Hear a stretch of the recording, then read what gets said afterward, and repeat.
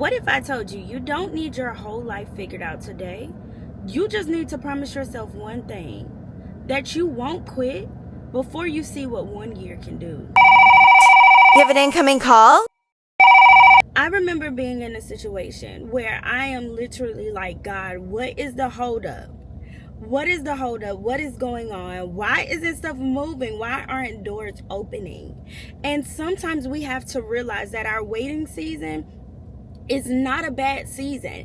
It's not a season where God is trying to punish us. He's trying to make us pay for something or anything. Sometimes your waiting season is only preparing you for something. Let me tell you, I do have my notes because let me tell you, I can't remember all the time.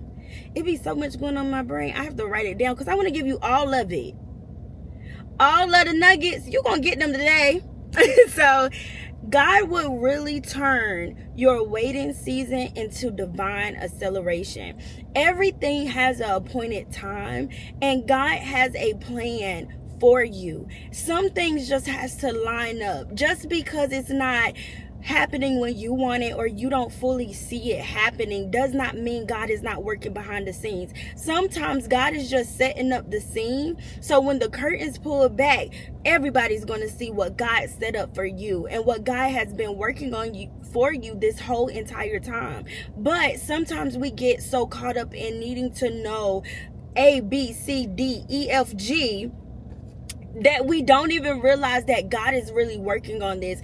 And that is such a big conviction for me, because sometimes I need A, B, C, D. I need everything to line up. But I had to get to a point where I can't be driving and asking God to take the wheel if I'm going to still continue to try to steer the car. Like, I have to let go of full control in order for God to move.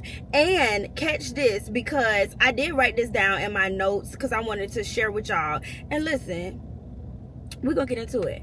Because when we are in a season of waiting, sometimes it's just God really equipping us for what's next. Sometimes you have to sit and really sit with what God is trying to do in your life. Take that moment and realize that character, strength, wisdom, all of those things are usually required for something, for some type of level you are going to. But the problem is that we don't want to go through trials and tribulations to go through those things. Sometimes I usually tell people, when I pray for patience, I know situations are coming that's going to really test my patience. It's going to really have me in a mindset where it's like, okay, I did pray for patience, but God, you ain't say it was going to happen. Like, you ain't said that. You ain't said that it was going to be this, that, and the third. I thought I was just going to wake up with patience. Or when we pray for wisdom, it's going to be situations that you go through that's going to have to make you wise, where you're going to have to make wise decisions, or decisions that's going to require you to be mature and grow. And these things are going to be the things, these tests and the trials are going to come, but they're coming to make you stronger, and they're coming to produce something in you. It's pulling something out of you that God has already placed in you. And those are the times when we are waiting, and it's like those moments where we're crying and we're like, God, okay, what is this season unnecessary? And you know what? That was a freebie. That was a freebie, because I've literally been feeling like God, this season is unnecessary. But God ministered to me, and he was like, listen, I don't waste a season. What's unnecessary to you right now, it's big for what's getting ready to happen in your life. You may not see it, you may not fully understand it, but God does not waste a season. And sometimes I've been there, we're like, God, okay, that was unnecessary. I didn't have to go through that. Why did I have to go down here to this street, that street, this street right here? I just went to end up back right here. Yeah, no. And sometimes it's those moments when you realize, like, when you're out at, like, that season was necessary. I've had some seasons where I've been like, God, that season wasn't necessary. But at the end of the season, I was like, no, I see what you did there. I see how you did that right there. I see how you did that right there.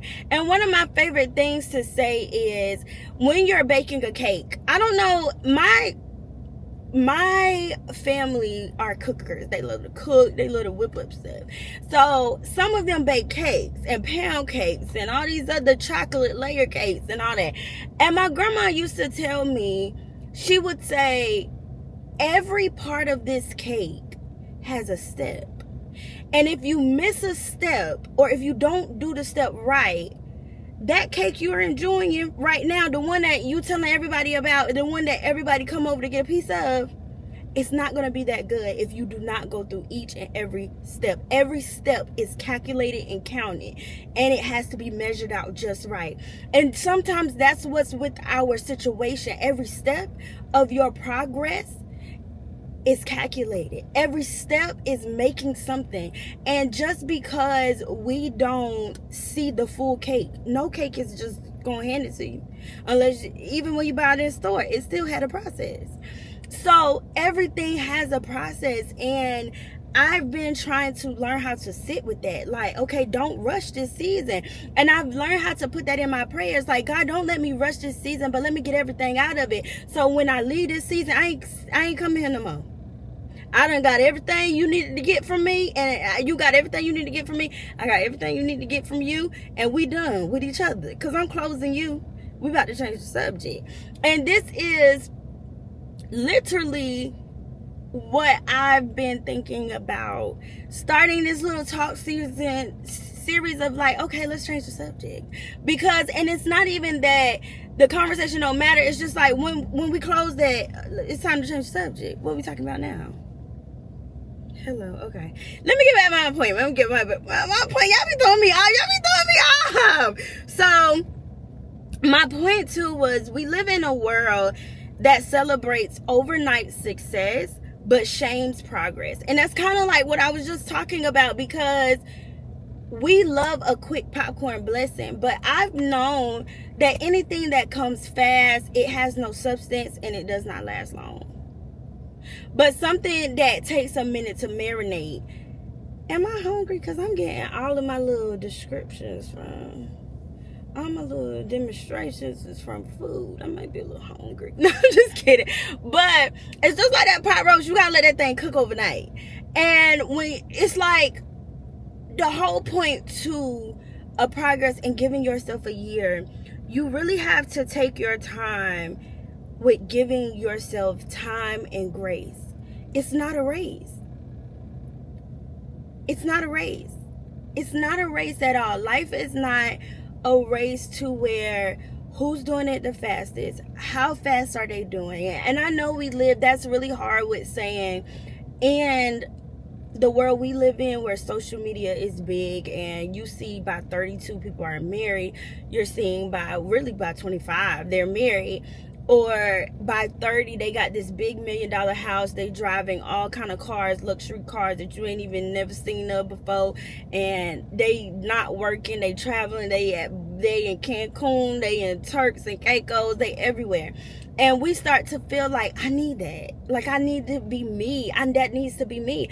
But we don't even understand that even them, it could have been a process. It could have been a process to get to that point. And we all have different walks of life. So sometimes take this year to save your money. Take a whole year. Set you a goal. And save your money. And do it month by month. Every step counts, even when it comes to your healing or your dreams or your goals. And healing is a big one. I realize, like, sometimes when I really have to sit with pain. Nobody likes to really sit with pain, but I've learned to really sit with pain and really be like, okay, like, I'm going to allow myself to feel this, to go through this, to embrace this, to love this part of the journey. And I'm going to give myself this year to do it. Give yourself a year to date. Sometimes you need to be alone. Well, not to date. Because sometimes you need to be alone. And that's a lot of times our problem, is that we jump out of something and we go right back into something without fully healing, and then it creates cycles, and we were wondering why we're going through cycles and cycles and cycles and cycles and cycles. And I'm just to a point where I'm not going through cycles. So I want to heal, like God to heal those places that I don't have to return. Like, God, once I've set my season here and I'm done with my season here, I want to wash my hands with it, and I want to go on, and I want to change the subject because I'm done with it. I'm really done with it. And once you realize that, for a lot of things in my life at this current moment is my let's change the subject moment, let's turn the page moment. I've went through that. I've suffered through that, and I'm learning how to sit with it and go on, because we good, so literally, God can also have you in a waiting season for you to make a decision. Sometimes we are everywhere. We are so everywhere. And I'm guilty of it. And it's like, maybe I'm talking to me, we talking to you, we talking to each other, because this is a FaceTime call anyway. But sometimes what I realize that I do sometimes is, well, in the past, I was everywhere. Like, I was everywhere with situations like, okay, I'm going to school, I'm going to do this, and then I'm going to do this, and then I'm going to do this, and I'm going to do that. And all those things are great. And guess what? I'm going to do all of them, but one step at a time. Make up your mind on a plan. Write the vision and make it plain. And when you make it plain to God, God, this is what I want. Boom, boom, boom, boom, boom. And if it's in your will, order my steps. And if it's not, or if it does not align in your will, or I'm thinking too small, or you want me to enlarge my thinking or enhance my thinking, or whatever the case may be, God, then you convict me, or you talk to me and let me know where I need to fix this, but I'm bringing you something. I saw a guy talk about it the other day. He was like, everybody, a lot of people in the Bible per se, a lot of people in the Bible had something that Jesus multiplied, but it started with them having whatever it was. Like the woman with the oil, he did not give her oil, he multiplied her oil. That he was even talking about when when Jesus turned water into wine. It's like they already had the water, God just multiplied. And it just, even when he fed 5,000, they already had it, he just multiplied. So sometimes in some situations, you have to write the vision and make it plain to God. Like, God, this is what I desire at this moment. This is what I need. This is what I'm praying for.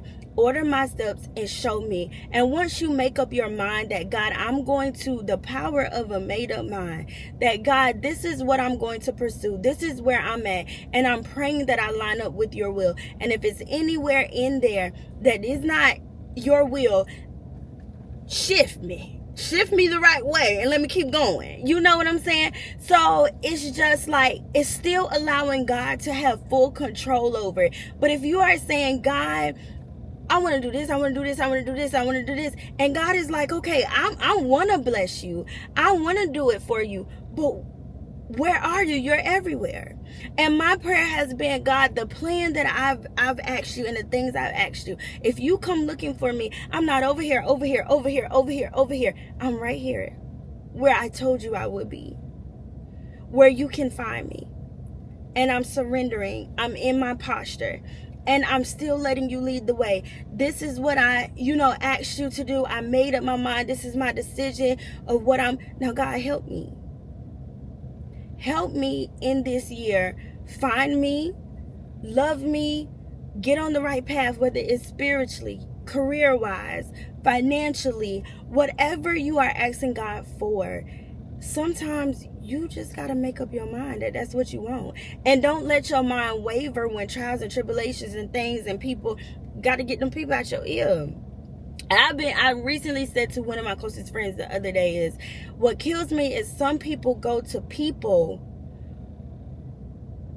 to talk and to vent and to get different things and to say different things, and they don't even realize people are leading you the wrong way. And Not only that, people go to people for opinions. I want to go to God for answers. I want answers. I want to go to the one who can make a difference. I want to go to the one who can change the situation. So sometimes you have to redirect yourself. But the whole point is, give yourself this year. Give yourself this year, whether you have to not date this year, whether you have to sacrifice this year. If this is your year of sacrifice, that's okay. I can't go out this year. I can't party and go to Turks and Caicos, but wait a minute, I'm building something. It is okay to not be on the scene. It is okay. I am the type of person who, and we getting personal, I am the type of person, I'm going to buy me a wig. I'm going to buy me a nice clothes. I'm going to go makeup shopping. I'm going to do all that. I'm going to do the whole nine because I love that for me. And I got to a point where it was like, okay, no, this is my year of sacrifice. This is my year where I need to take time to save everything I got. If there's a moment I can save it, I'm going to do it. And not saying I'm going to go lag, but you got to understand the lock-in. Sometimes you have to take that year to lock in so much into yourself, because if not, you're going to be so busy pouring into that person, this person, everybody calling you. They know you're going to come. As soon as they call, they know you on the way. And the things that you had lined up for yourself, they're not getting done. Those dreams that you had for yourself, they're not getting done. Because you're making sure that the stress and the load is taken off everybody else instead of yourself. And when you take this year to lock into yourself and believe in yourself and push towards your goal, every step is a part of it. I even wrote down, I keep me a journal. I love to journal. I will buy 11,000 journals a day because I love journals. And I literally will put on there what my goal thing is. And let me just see, an idea. I want to say I'm already in school, but say I wanted to, if I was want to go back to school. My goal thing would be going back to school. And under that, I would do step 1, I applied. Step 2, I talked to somebody today. Step 3, I got accepted. Step 4, I filled out financial aid. Step 5, and I'm going to keep on writing, and I'm going to date each step. If it was 7-1, 7-2, 7-3, 7-4, I did this, I did this, I did this. Because I'm showing myself that, listen, it will feel like sometimes we didn't make no progress. But I remember I headlined one of my papers of something I wanted to do. And a week went by, and I felt like, well, man, nothing's moving. And I went back and I turned the page, and I saw this, that in just 1 week, I was already 10 steps. I had already made 10 steps. And I didn't even realize. I was like, well, that's a lot. I did a lot in a week. But sometimes you have to really take a moment and give yourself that year. Write your goal down. Whatever, whether you want to start a podcast, write a book, save money, prepare yourself for marriage, whatever the case may be. Take you a moment, write your goal down, and this year you lock into you so well that you have tunnel vision. You have tunnel vision. You have tunnel vision so much so that nobody, no matter what chaos, no matter what tension, no matter what people saying, no matter what people doing, it don't matter what's going on around you. You so locked into you and what you got going on that I promise you, after that year is over, you can look back and say, man, I came a long way, and look what God has done for me. Look what God has done for me. And one thing, and we're going to end this. We're going to end this. I'm going to get y'all day back. But one thing that's been keeping me when I read the word is when Peter got off the boat and he was walking on water, and Jesus like, come on, you trying to ask me, is it me? Just come on. And I can imagine Peter walking on water, how much nerves, and he's seeing all this stuff around him. It's dark, he's scared. But all he knows is Jesus is telling him, come on. And there's other people on the boat. Although Peter fell because he doubted just a little bit. he fell, it still took a lot of courage for him to get out of the boat and do something that the ones that was in the boat did not have the strength or the courage to do. And not only that, one part of that scripture, and listen, we can dig into that because I love a good Bible study. I really want to talk about it in full, but time is ticking. But Peter was crying out to Jesus and he was like, Lord, save me, Lord, save me. And you know, it's so much, Jesus is like, you a little old faith. Sometimes we can fall and we'll make a mistake and we'll be like, Lord, save us. Peter didn't need saving because you wasn't drowning. So you didn't never need saving because you weren't drowning. So I just want to encourage you with that, is that even though you may have slipped and fell because you may have had a flashback, or you got scared, or you let fear and doubt set in and it caused you to slip while you was on your way to Jesus, get back up and do it again. Because a lot of times we confuse it that Peter was crying for help and you won't drown it. You just had to keep on going. You just had to block out the noise. You just had to stay focused and have tunnel vision that God, and I'm going to get to Jesus no matter who, what, when, what they said, what they threw, what they paint, what. You just had to have tunnel vision. And I think that is so fitting for give yourself a year. Get that tunnel vision. If you slip, if you fall, if you, whatever it may be, get up and do it again. Get up and get to Jesus. Get up and have the courage. Keep getting out of the boat. Keep on doing it. And watch, when you look back this time next year, everything around you gonna look like you winning. Every door around you is gonna be open. Every key that you needed, you're gonna have access to open them doors. You're gonna be able to walk through it. But you gotta believe it. You gotta really see that I waited my season to be equipped. I went through my process regardless of how my process looked. Whether it was rocky, whether it was smooth, whether it was chaotic, I went through it. I got through it. And now I'll be able to say, look at what God did. I love you. And I hope you tune in so we can talk again. And we can talk about something else. But for now, don't forget, let's change the subject.